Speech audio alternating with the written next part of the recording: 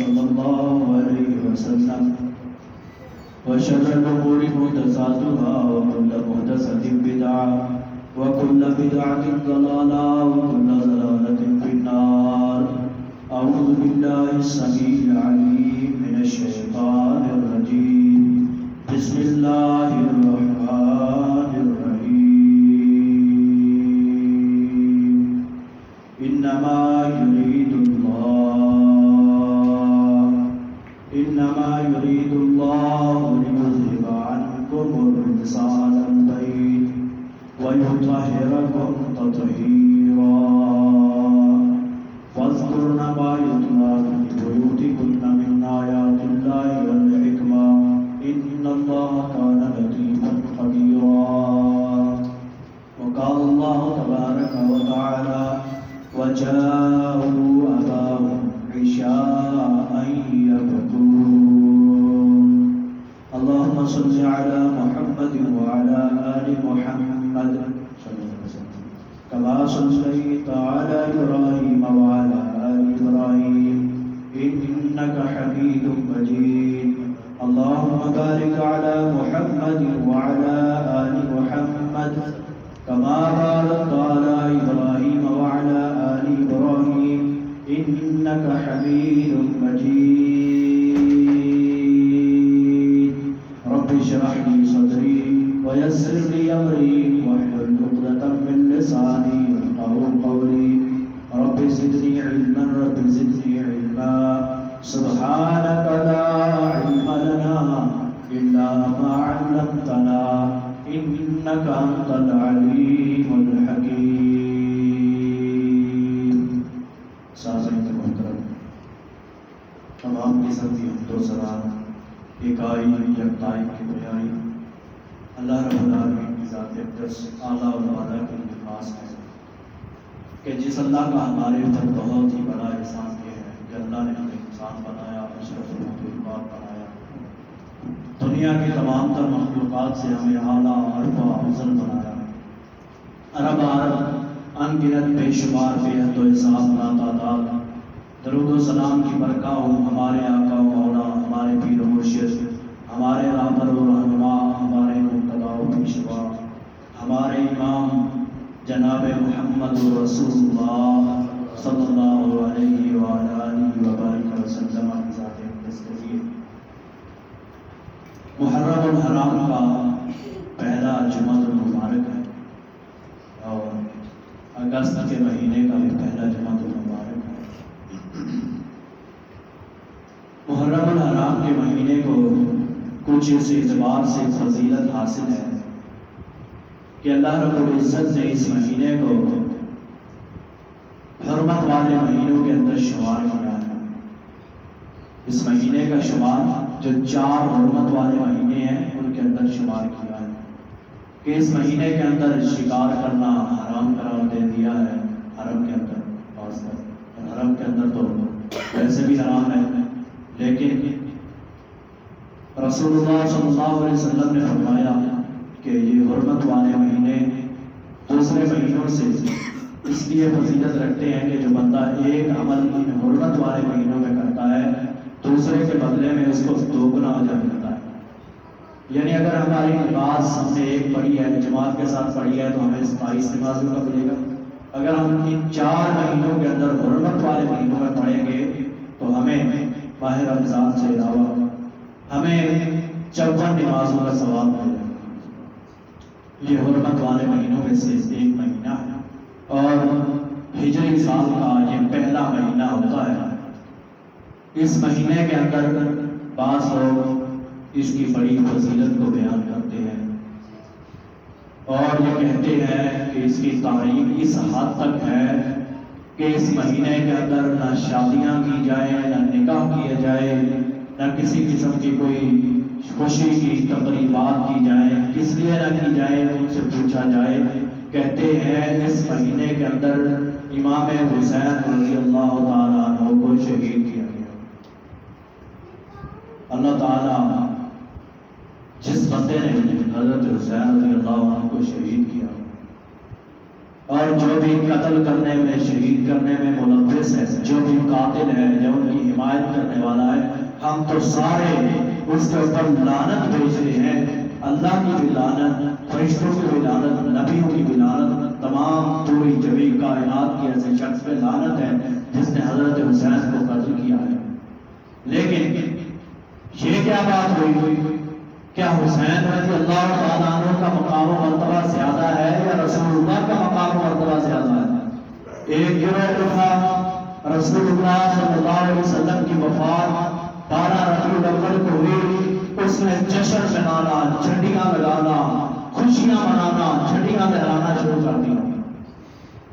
حالانکہ پیدائش کے اثر تو اختلاف ہے، کہتے ہیں پیدائش 12 ہو جائے، لیکن 12 کی پیدائش کا تصور شریعت اسلامیہ میں ہے ہی نہیں۔ پیدائش تو 12 سے ثابت ہی نہیں ہے، وفات 12 سے ثابت ہے۔ ایک نے رسول اللہ کی وفات کے اوپر جھنڈیاں اور خوشیاں منانا شروع کر دیا اور اسے عید بنا لیا، اور دوسرے گروہ نے حضرت امام حسین رضی اللہ عنہ کی شہادت والے پورے مہینے کو سوگ کا مہینہ بنا دیا۔ حالانکہ اس کا شریعت میں کوئی تصور نہیں ہے۔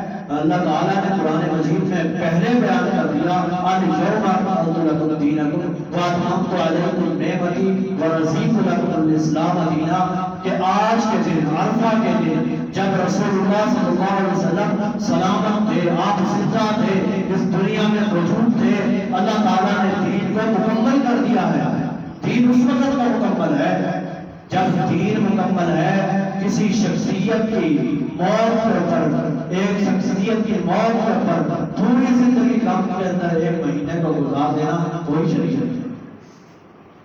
اس چیز کی ہمیں کوئی شریعت اجازت نہیں دیتی کہ ہمیں پورے مہینے کو غم اور سوگ کے اندر۔ ہاں، ہر بندہ درد کو محسوس تو کرتا ہے کہ مسلمانوں کے امام تھے، نواسہ رسول تھے، رسول اللہ صلی اللہ علیہ وسلم کے داماد تھے، حضرت علی کے بیٹے تھے، غم ہمیں بھی ہے، ہم بھی اسی رنج کے اندر مبتلا ہیں۔ لیکن یہ کیا بات ہوئی کہ اسی کے آڑ کے اندر، حضرت حسین کی شہادت کی آڑ کے اندر حضرت ابوبکر صدیق رضی اللہ عنہ کو گالیاں دی جائیں، حضرت عمر فاروق رضی اللہ عنہ کو گالیاں دی جائیں، حالانکہ حضرت حسین رضی اللہ عنہ کی شہادت سے وہ بزرگ ہستیاں حضرت عمر فاروق اور حضرت ابوبکر صدیق، ان کو دیکھا جائے تو وہ 40 35 40 برس پہلے اس دنیا سے رخصت ہو چکے، ان کو اس شہادت کی آڑ کے اندر گالیاں دی جاتی ہیں۔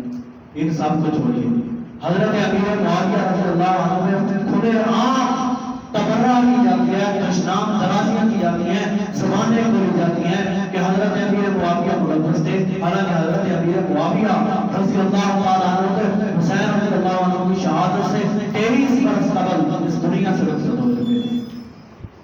کس طرح کہتے ہو کہ حضرت امیر معاویہ رضی اللہ عنہ ان کو کہہ کر گئے تھے؟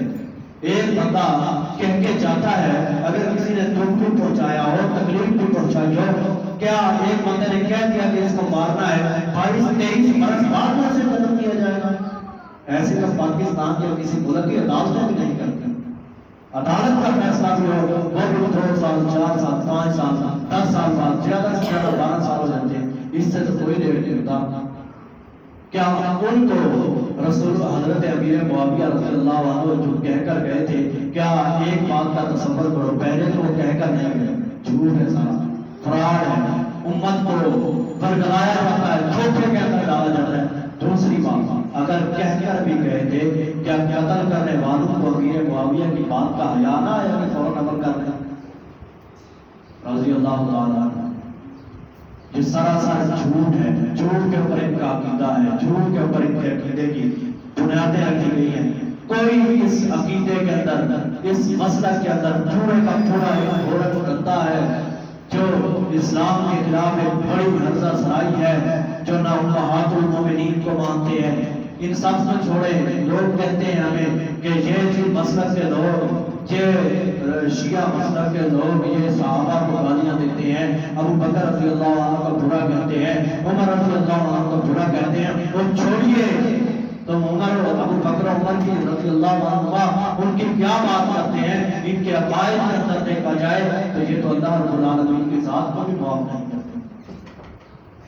اللہ رب العزت کی ذات کے بارے میں جن کا یہ خیال ہے، جن کا یہ تصور ہے کہ اللہ تعالیٰ نظر پیدا کے ذریعے دیکھتا ہے، یعنی اللہ تعالیٰ کو اس بات کا علم نہیں ہے کہ کل کیا ہونے والا ہے، اللہ تعالیٰ کو اس بات کا علم ہی نہیں ہے کہ یہ ایک دن پہلے جو ہو کر گیا ہے وہ کیا ہوا تھا۔ پوری کائنات کے اندر، پوری کائنات کے اوپر ایک بندے کا ایک نظر کا فوکس، ایک علم کا تصور کیسے ممکن ہے؟ ان کا اللہ کی ذات کے بارے میں عقیدہ کہ اللہ کو کسی چیز کا علم ہی نہیں ہے جو اگلے دن ہونے والا ہے۔ بتلائیے جس کا اللہ کی ذات کے بارے میں عقیدہ ہو، جس طرح کا وہ صحابہ کو کیسے معاف کریں گے؟ ان سب کو چھوڑیے، یہ فرقہ ایسا فرقہ ہے جو جبریل امین کا بھی دشمن ہے، جو کہتا ہے کہ اللہ تعالیٰ نے تو جبریل کو ساتواں آسمانوں سے لوح محفوظ سے قرآن اٹھا کر دیا تھا، وہی اٹھا کر دی تھی، نبوت دی تھی کہ جا کے علی کو دے دے، اور اس نے جا کے نبی صلی اللہ علیہ وسلم محمد کو دے دیا۔ نعوذ باللہ من ذالک۔ جس شخص کے اس طرح کے عقائد ہیں، جس طرح جو نبیوں کو بھی نہیں مانتا، جو نبی کا یہ کہتا ہے کہ ابو بکر حضرت علی رضی اللہ نبی کے بارے میں جو کہتا ہے مثلا کہ حضرت علی رضی اللہ عنہ بالکل چھوٹے بچے تھے، جبریل کو محمد صلی اللہ علیہ وسلم واپس بھی کر سکتے تھے لیکن نہیں کیا۔ علی رضی اللہ عنہ کی نبوت اور آپ کی وحی کے اوپر نعوذ باللہ ثم نعوذ باللہ من ذالک، یہ لوگ کہتے ہیں کہ علی حضرت نبی صلی اللہ علیہ وسلم نے حضرت ابو بکر حضرت علی کی نبوت کے اوپر قابض ہو گئے۔ جن کا یہ عقیدہ ہو، جن کا یہ مسلک ہو، تم انہیں کہتے ہو کہ یہ صحابہ کو گالی نہ دیتے ہیں۔ صحابہ تو سارے رضوان اللہ علیہم اجمعین ہے، رضی اللہ عنہم ہے، جن کے مسلک کے اندر نہ اللہ کی ذات محفوظ، نہ نبی محفوظ، نہ جبریل امین محفوظ۔ ان سب کو چھوڑیے، آگے چل کے کہتے ہیں کہ جس وقت نبی صلی اللہ علیہ وسلم اس دنیا سے رخصت ہو گئے، خلافت کا حق علی کا تھا رضی اللہ عنہ، خلافت کا حق علی کا تھا۔ ابو بکر رضی اللہ عنہ نے خلافت کو غصب کر لیا تھا، خلافت کو نعوذ باللہ من ذالک چھین لیا تھا۔ ایک طرف کہتے ہیں علی مشکل کشا ہے، علی ہر چیز پہ قادر ہے، اور دوسری طرف یہ کہتے ہیں کہ ابو بکر نے خلافت کو چھین لیا۔ وہ ایک مشکل کشا سے، ایک ہر چیز کے پر قادر سے کوئی بندہ کوئی چیز چھین لے، یہ تصور ہی نہیں ہے۔ ایک طرف اس کا یہ عقیدہ، دوسری طرف کہتے ہیں کہ علی ابو بکر نے خلافت کو چھین لیا، اور کہتے ہیں جب ابو بکر صدیق رضی اللہ عنہ خلافت کے اوپر، آپ خلافت کی مسند کے اوپر فائز تھے، آپ نے قرآن مجید کو جمع کیا۔ قرآن مجید کی جمع کے اندر جن 10 پاروں کے اندر علی کی خلافت موجود تھی، علی کی نبوت موجود تھی، علی کی خدائی موجود تھی، ابو بکر رضی اللہ عنہ نعوذ باللہ کو چھپا دیا۔ جن کا یہ عقیدہ ہو، قرآن کو یہ نہیں مانتے، اللہ کو یہ نہیں مانتے، جبریل کو یہ نہیں مانتے، نبی صلی اللہ علیہ وسلم کو یہ نہیں مانتے، صحابہ کو یہ نہیں مانتے، نماز پڑھ کے فارغ ہوتے ہیں، نماز سے سلام پھیرتے ہیں، 3 مرتبہ ایسے ایسے سر کو جھٹکا دیتے ہیں۔ پہلے جھٹکے میں یہ ان کے عقائد ہیں کہ کہتے ہیں نعوذ باللہ من ذالک ابو بکر پہ لعنت، دوسرے جھٹکے میں کہتے ہیں عمر پہ لعنت، تیسرے جھٹکے میں کہتے ہیں عثمان پہ لعنت۔ ایسا شخص ہم اس کو اسلام کے اندر تصور کریں، جن کی بنیاد، جن کے عقیدے کی بیس، جن کی شروع سے بنیادی عبداللہ ابن سبا یہودی کے نظریات کے اوپر ہے۔ عبداللہ ابن سبا یہودی جو رسول اللہ کا مخالف تھا، یہ اس لیے تو عبداللہ ابن سبا کو مسلمان سمجھتے ہیں۔ ایک مرتبہ جب جبرائیل امین گھوڑے کے اوپر سوار ہو کر موسیٰ علیہ السلام کی مدد کے لیے آئے تو سامری جس نے یہودیت کی بنیاد رکھی تھی، اس سامری نے اس وقت جبرائیل کے گھوڑے کے نیچے سے، اس کی سمو کے نیچے سے ریت کو اکٹھا کیا تھا، اور عبداللہ ابن سبا نے اسی رسم کو جاری کیا تھا۔ اور آج پاکستان کے اندر یہی گروہ ہے جو اس رسم کو لیے پھر رہا ہے، گھوڑوں کی سمو کے نیچے سے ریت اٹھا کر تبرک کے لیے اپنے گھروں میں رکھتا ہے۔ یہ وہ گروہ ہے، یہ وہ مسلک ہے جو خود کو اسلام کے نمازے میں شمار کرتا ہے۔ اس کے بعد چلیے، آگے چلیے، سب سے پہلے جا کر دیکھا جائے، اسرائیل میں دیکھا جائے، یہودیوں کی اور جتنی بھی ملتیں ہیں، ان کی ریاستیں ہیں، ان میں جا کر دیکھا جائے، یہودیت کے مذہب میں دیکھا جائے، وہ روزہ کس وقت سحری بند کرتے ہیں روزہ رکھنا؟ جس وقت آسمان چمک رہا ہو، ستاروں کے ساتھ چمک رہا ہو، یعنی مسلمان جس وقت سحری شروع کرتے ہیں، یہودی اس وقت سحری بند کر دیتے ہیں۔ آج پاکستان کے اندر یہی وہ گروہ ہے، یہی وہ مسلک ہے جو مسلمانوں کی سحری سے قبل اپنی سحری بند کر دیتا ہے۔ یہودیت کی پیروکاریوں کے حال ہے یہ ساری جماعت۔ مغرب کی نماز ہوتی ہے، مغرب کی اذان ہوتی ہے، مسلمانوں کی افطاری کا وقت ہو جاتا ہے، مسلمان روزے کو افطار کر لیتے ہیں۔ بتلائیے مغرب کے نماز کے بعد جب مسلمان نماز سے فارغ ہو جاتے ہیں، آسمان پہ چاند اور ستارے نمایاں نظر آنے لگ جاتے ہیں، آپ کو ایک اعلان سنتا ہے کہ جعفریوں کا روزے کا افطاری کا وقت ہو چکا ہے، روزہ افطار کر لیں۔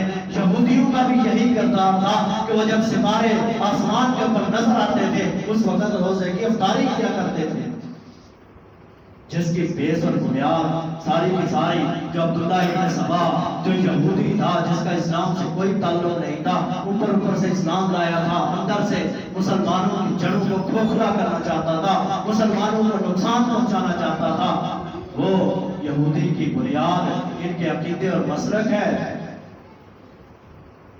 اس کے بعد چل کے بات کرتے ہیں کہ حضرت امام حسین رضی اللہ عنہ کو شہید کس نے کیا، قاتلان حسین کون ہیں حقیقی، اس بات کو بھی سمجھیں ذرا۔ قاتلان حسین کون ہیں؟ یعقوب علیہ السلام کے بیٹے، ان کے اندر ایک بیٹے کا نام یہودا تھا، جس یہودے نے یوسف علیہ السلام کی قمیص کے اوپر جھوٹا خون لگایا تھا، جس یہودے نے یوسف علیہ السلام کو کنویں کے اندر پھینکا تھا، جس یہودے نے یہ پلاننگ بنائی تھی، اسی یہودے نے یہ پلاننگ بنائی تھی کہ جا کے عشاء کے وقت رات کو جائیں گے، اپنے باپ یعقوب علیہ السلام کو کہیں گے جا کر کہ ہمارے آپ کے بیٹے یوسف علیہ السلام کو بھیڑیا کہا گیا ہے، وہ بھی جھوٹا قمیص کے اوپر خون لگا کر لائے تھے، اور عشاء کے وقت رات کو پیٹتے ہوئے روتے ہوئے گھر کے اندر آئے تھے۔ آج پاکستان کے اندر دیکھ لو، رات کو قمیصوں کو جھوٹا خون کون لگاتا ہے پاکستان میں؟ رات کو پیٹتا ہوا گھر میں کون آتا ہے؟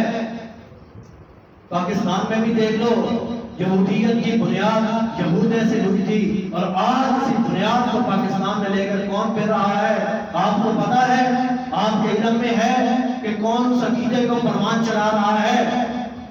اس کے بعد چل کے امام حسین رضی اللہ عنہ، یہودے اور اس کے ہمنوا اس کے بھائیوں نے یوسف علیہ السلام کو کنویں کے اندر بھی خود پھینکا تھا، کنویں کے اندر خود پھینکا تھا، کنویں میں پھینکنے کے بعد رونے بھی خود لگ رہے تھے، خون بھی جھوٹا خود لگایا تھا، عشاء کے وقت کھا رہے تھے۔ ان لوگوں نے بھی حسین کو قتل خود کیا ہے، قتل کرنے کے بعد رو بھی خود رہے ہیں، دھاڑے بھی خود مار رہے ہیں، سینہ بھی خود پیٹ رہے ہیں اپنا۔ مجھے بتلائیے، یہ اللہ کی طرف سے آزمائش ہے اس کے اوپر، اللہ کی پکڑ ہے کہ ابراہیم علیہ السلام کی گستاخی کرنے والا نمرود، جس کو اللہ نے اس کے دماغ کے اندر ایک مچھر کو داخل کر دیا، اپنے ہی جوتے ہوا کرتے تھے، اس کے حوالی ہوا کرتے تھے، اسی کے سر میں لگا کرتے تھے، ابراہیم علیہ السلام کو گالیاں دیتا تھا۔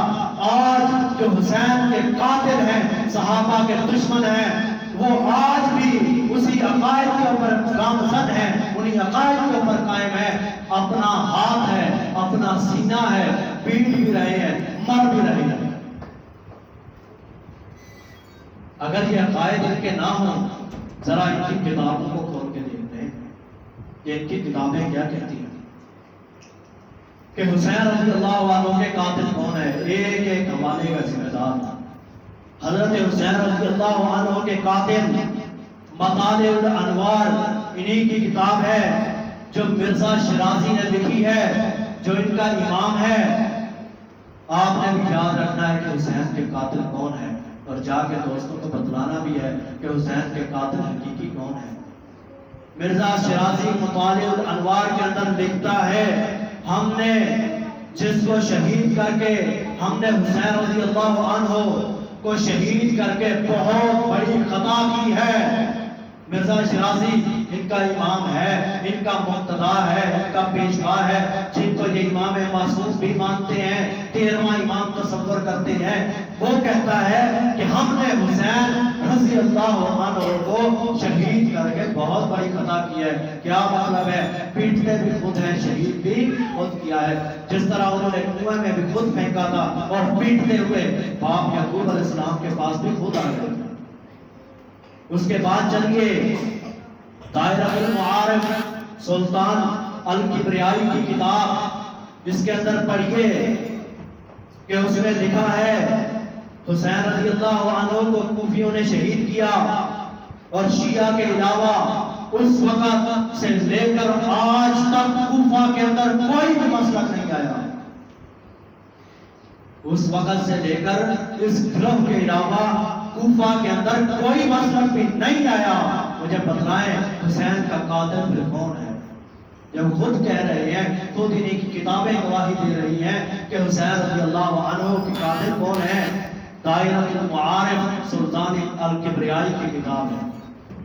اس کے بعد چلیے تیسرا حوالہ جو میں آپ کے سامنے پیش کرنا چاہتا ہوں، نقطہ القاف انہی کی کتاب ہے، علی الملقب جس کا رائٹر ہے، جو ان کا امام ہے، علی الملقب، نقطہ القاف کتاب کا نام ہے۔ اس کے اندر لکھتا ہے ہم نے اگر حسین رضی اللہ عنہ کو شہید ہی کرنا تھا وہیں کر دیتے، وہیں مدینہ میں کر دیتے، کربلا میں یا کوفہ میں بلانے کی کیا ضرورت تھی؟ وہاں یہاں بلا کر تو ہم نے بدنامی ہی اپنے سر لی ہے۔ پتا کیا چلتا ہے؟ حسین رضی اللہ عنہ کے قاتل کون ہے؟ یہی کوفی، یہی قاتل ہیں، اور یہی خود پیٹ رہے ہیں اور قیامت تک پیٹتے رہیں گے انشاءاللہ۔ اس کے بعد چلیے حسین رضی اللہ عنہ کے قاتل کون ہیں؟ امام باقر، جو ان کے امام معصوم میں سے ہیں۔ ہم ان کی عزت کرتے ہیں، ہم ان کا احترام کرتے ہیں، ہمارے وہ امام ہیں، اہل سنت کے امام ہیں، ہم ان کو امام سمجھتے ہیں، امام ان کو تصور کرتے ہیں۔ امام باقر رحمہ اللہ جو امام جعفر کے بیٹے ہیں، جو اہل بیت کے اندر سے ہیں، جن کا تعلق خانوادہ حسین رضی اللہ عنہ کے ساتھ ہے، جن کا تعلق حضرت علی کے ساتھ ہے، حضرت علی کا تعلق قریش کے ساتھ ہے، قریش میں سے ابو طالب تھے، حضرت علی کی بیوی حضرت فاطمہ تھی، تعلق رسول اللہ سے ملتا ہے۔ ہم امام باقر کو اپنا امام سمجھتے ہیں۔ امام باقر رحمہ اللہ ایک مرتبہ کوفہ کے اندر اپنے شرکاء سے خطاب کر رہے تھے، فجر کی نماز کا وقت تھا۔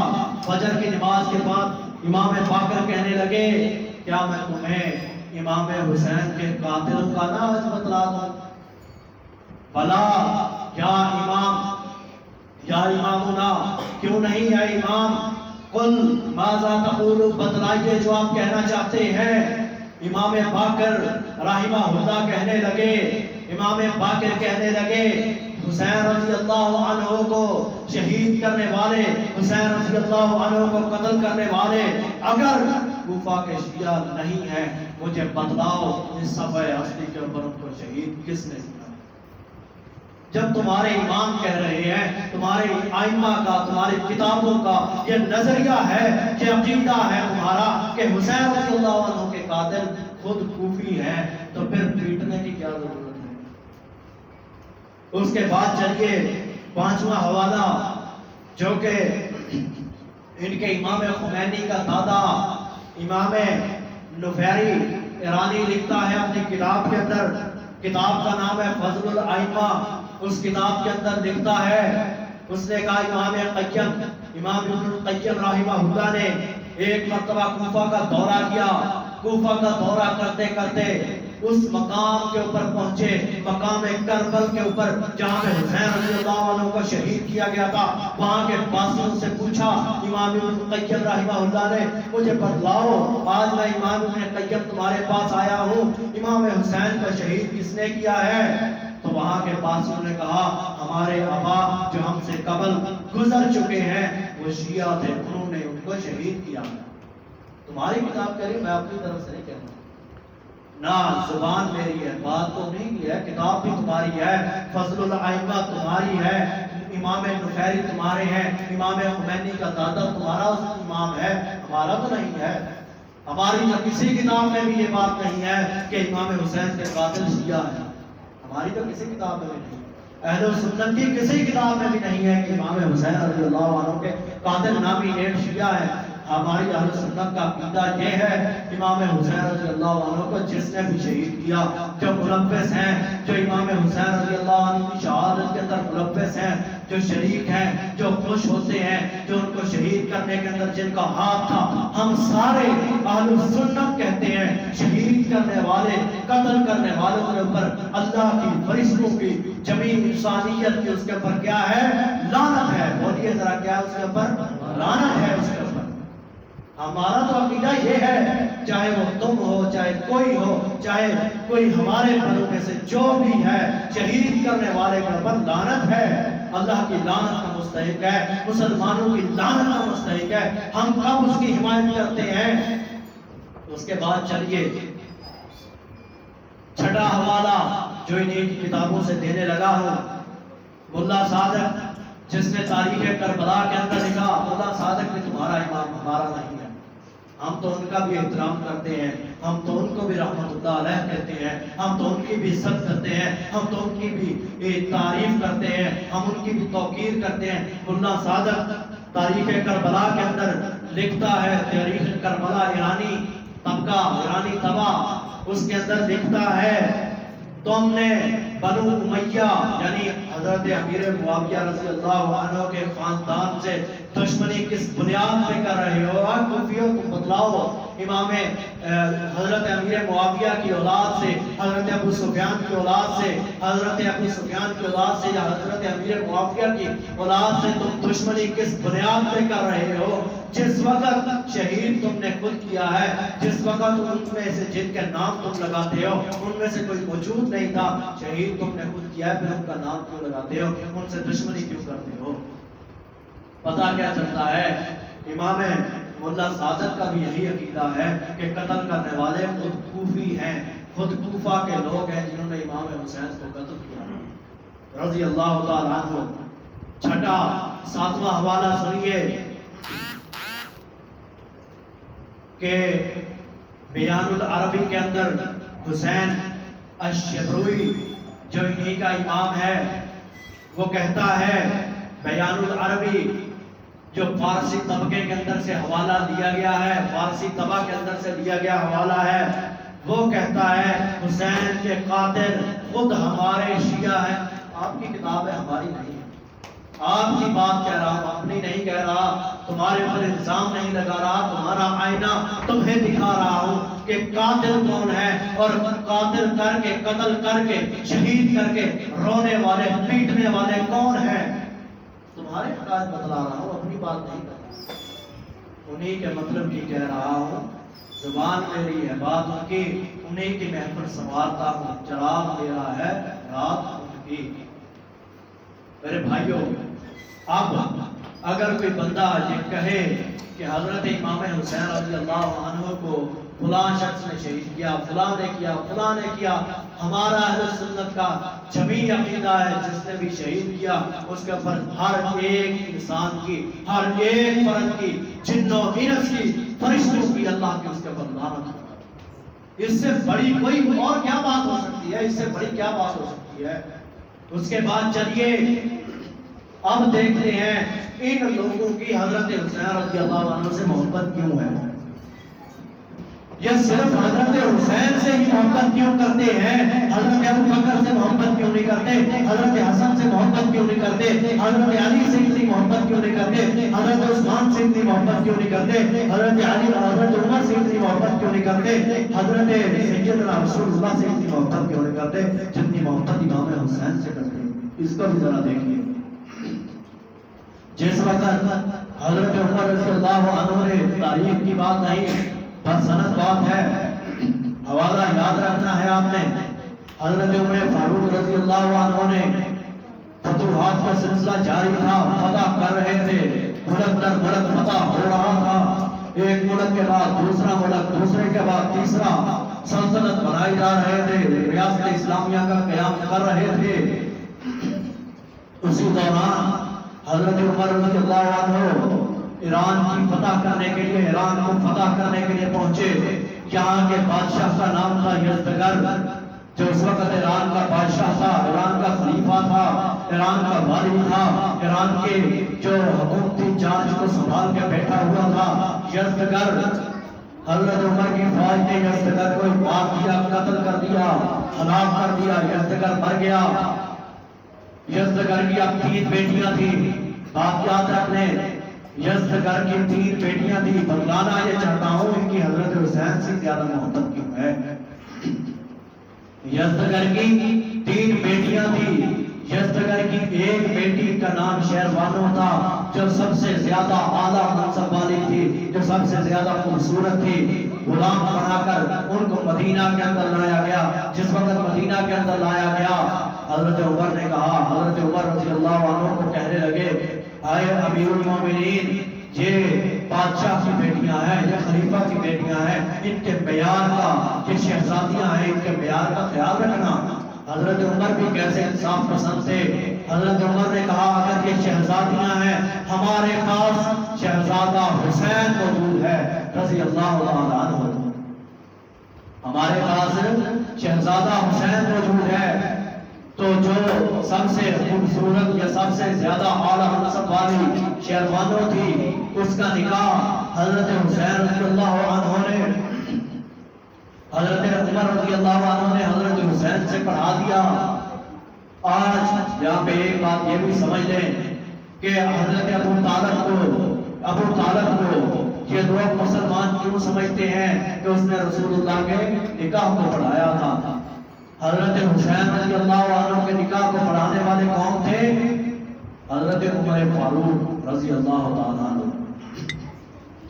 ایک شہزادی کا نکاح حضرت حسین سے کر دیا، دوسری شہزادی کا نکاح اپنے بیٹے خلیفہ تھے اپنے بیٹے عبداللہ ابن عمر سے کر دیا، تیسری شہزادی کا نکاح محمد ابن ابی بکر سے کر دیا۔ یہ حضرت عمر کا انصاف تھا، حضرت عمر رضی اللہ عنہ کا انصاف تھا۔ اگر وہ شہزادیاں تھیں، یہاں پہ مدینہ میں بھی شہزادے موجود تھے جن سے ان کا نکاح کر دیا، جن سے ساتھ ان کی شادی کر دی، جو سب سے مقام والی تھی، سب سے زیادہ منصب والی تھی شہربانو، اس کا نکاح امام حسین سے کیا تھا۔ آج میں ذمہ داری سے کہہ رہا ہوں، اگر یہ ایرانی یا پاکستانی اس گروہ کے لوگ حضرت امام حسین سے محبت کرتے ہیں، یہ بات یاد رکھ لیں، رسول اللہ کا نواسا ہونے کی وجہ سے نہیں کرتے، رسول اللہ کا نواسا ہونے کی وجہ سے نہیں کرتے، حضرت فاطمہ کا بیٹا ہونے کی وجہ سے نہیں کرتے، حضرت علی کا بیٹا ہونے کی وجہ سے نہیں کرتے۔ اگر حسین سے ان کی محبت ہے تو ایرانیوں کا داماد ہونے کی وجہ سے محبت ہے، اور کسی وجہ سے نہیں۔ حسین سے محبت ہے، اگر جس نے حسین کا نکاح پڑھایا اسے گالیاں دیتے ہیں۔ ایسا بدبخت گروہ ہے، ایسا دور گردہ گروہ ہے جس کا کوئی عقیدہ بھی اسلام والوں کے ساتھ نہیں ملتا، کوئی منہج بھی اسلامیات کے ساتھ، اہل سنت کے ساتھ اٹیچ نہیں ہے، بالکل ہی خارج ہے۔ اللہ رب العالمین ہم سب کو ان کے عقائد کو سمجھنے کی اور حق سچ کو سمجھنے کی اور اس کو سمجھنے کی اور اس کے بعد اس کے اوپر عمل کرنے کی توفیق عنایت فرمائے۔ سبحان ربک رب العزت عما یصفون وسلام علی المرسلین والحمد للہ رب العالمین۔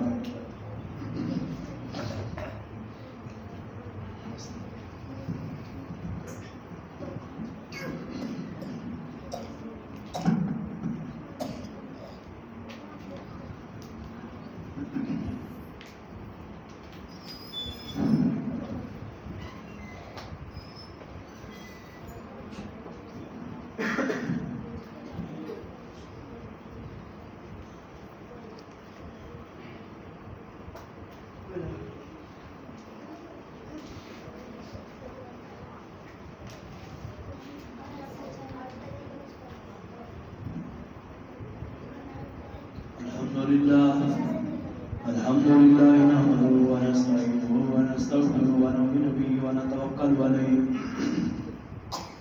ونعوذ بالله من شرور انفسنا ومن سيئات اعمالنا من يهده الله فلا مضل له من يضلل فلا هادي له واشهد ان لا اله الا الله واشهد ان محمدا عبده ورسوله صلى الله عليه وسلم اما بعد فان خير الحديث كتاب الله وخير الهدي هدي محمد صلى الله عليه وسلم وشر الأمور محدثاتها وكل محدثة بدعة وكل بدعة ضلالة وكل ضلالة في النار.